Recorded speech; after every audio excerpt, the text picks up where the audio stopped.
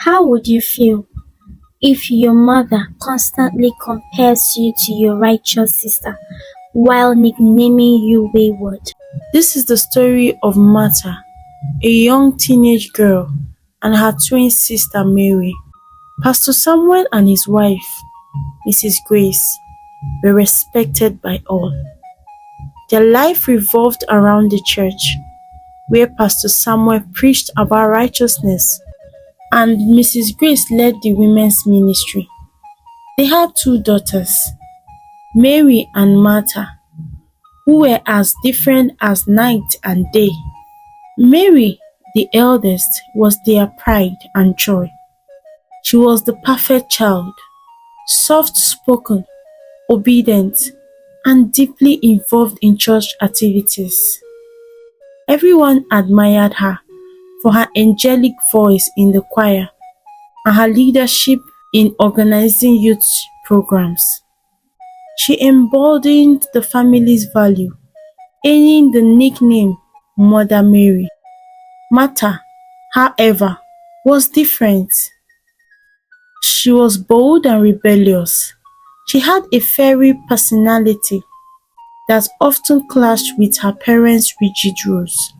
While Mary prayed and sang in choir, Martha danced at parties, befriended boys, and openly questioned her mother's constant comparisons. "You will ruin our family reputation," Mrs. Grace often shouted. "You care more about your church than you care about me," Martha would fire back. But Martha's misbehavior wasn't without a cause. Beneath her defiance was a deep scar that her parents refused to acknowledge. Few years back, when Martha was just 14, she was abused by a visiting pastor who stayed in their home during a church conference. The pastor had cornered her in the living room one evening while everyone else was away. Traumatized, she confided in her mother the next morning. "Mama, the pastor did something to me," she said, trembling. Mrs. Grace's expression darkened. "Martha, don't you dare lie about a man of God. Do you want to destroy this church?" "But mother, keep quiet," Mrs. Grace snapped. "This matter ends here. Don't let anyone hear of this, not even your father. Do you understand?" When Pastor Samuel eventually found out, he agreed with his wife. "Let's not let this shame ruin the work of God," he said. "Martha, let it go and pray for healing." Martha's heart broke. The people who were supposed to protect her had silenced her instead. From that day on, her rebellion began. Mrs. Grace's favoritism towards Mary only deepened Martha's resentment. Whenever Martha acted out, her mother would compare her to her sister Mary. "Look at Mary," Mrs. Grace would say. "She's a virgin, obedient and holy. And you act like a prostitute." The words stunk, and Martha responded by leaning further into the image her mother painted of her. She stayed out late, skipped church, and surrounded herself with the wrong crowd. When Martha turned 17, her parents decided they had had enough. They sent her to live with her strict auntie Kemi in another town, hoping she would be disciplined. But life with Auntie Kemi was unbearable.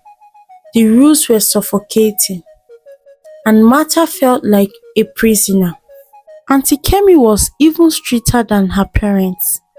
She banned music, confiscated Martha's phone, and imposed coffees. But Martha refused to conform.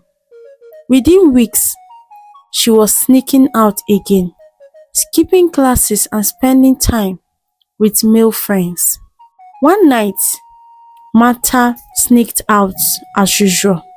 She went to a club. On getting there, she decided to have the fun of her life, which eventually led her to being drunk, and there she had a one-night stand. Few weeks later, Martha started throwing up. Her aunt noticed her constant morning sickness and decided to run a test on her. "You this useless girl, how did you get pregnant? You never left the house. With everything I did for you to be responsible, you've decided to be useless." Eventually, Auntie Kemi lost her patience. "You are unteachable. Leave my house. You've brought shame to this family," she yelled. "Pack your things and leave my house immediately. Go back to your parents. I can't deal with you." Auntie Kemi called her parents and informed them about Martha's pregnancy. Furious, they instructed Martha never to step her legs into the house, as that would bring shame to the ministry and to the church at large.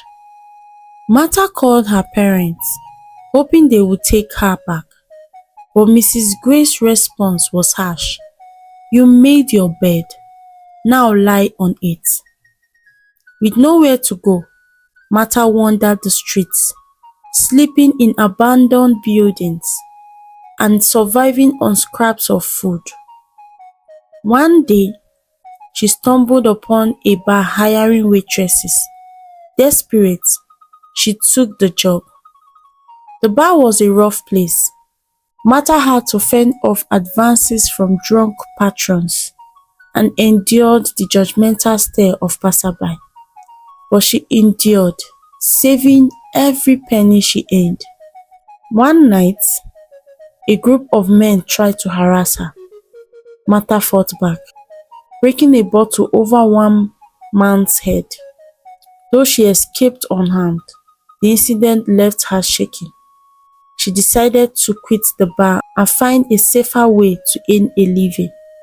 She began hawking water with the little money she had on the streets to survive. Life was harsh, but Martha's determination kept her going.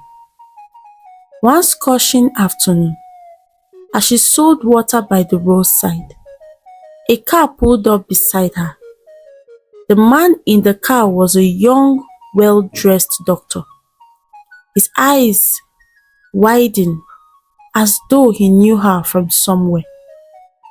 "Excuse me," he said, stepping out. "Why are you hawking? And you're pregnant." Martha hesitated, but eventually replied, "Yes, as you can see, I'm pregnant. I've been on my own for months." The young man, whose name was Dr. Chijoke, invited her to lunch to hear her story. Over a simple meal, Martha recounted everything, from her troubled relationship with her family to her pregnancy and her struggle on the streets. "Which club did you go, and when?